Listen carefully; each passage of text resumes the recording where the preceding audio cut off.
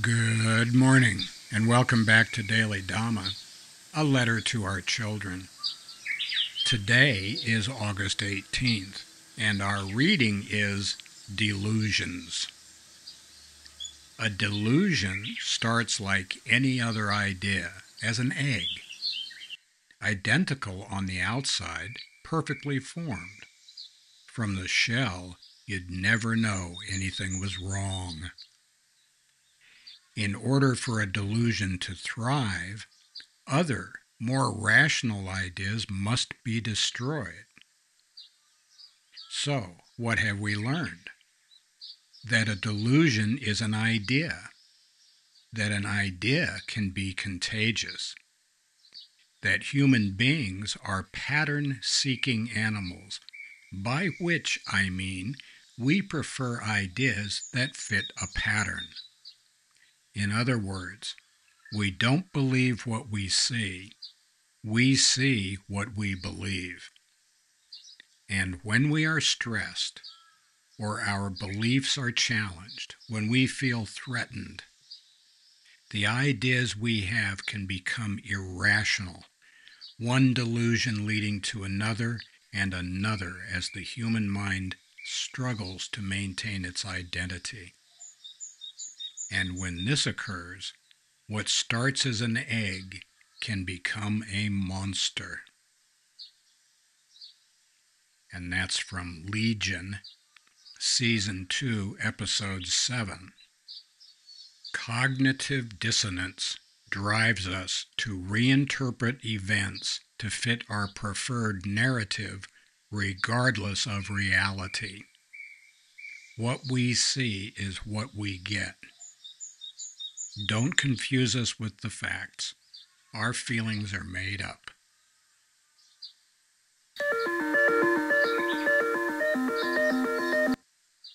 So, for our kids, our grandkids, our great-grandkids, and children everywhere, beware the madding crowd.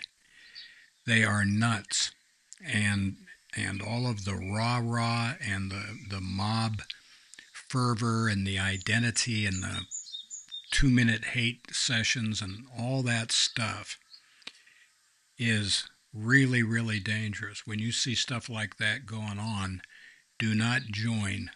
Run. Don't walk to the nearest exit. We need to get out of the way.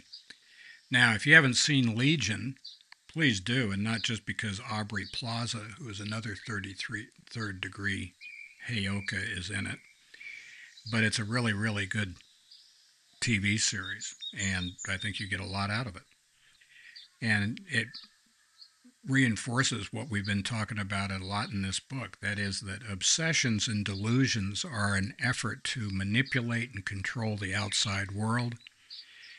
This is always a losing proposition. If Mrs. Dhamma were meant to be controlled, she would have come with a remote, which she did not. And so what I need to do is pay attention to my side of the street and keeping my channels clear as opposed to trying to straighten everybody else out.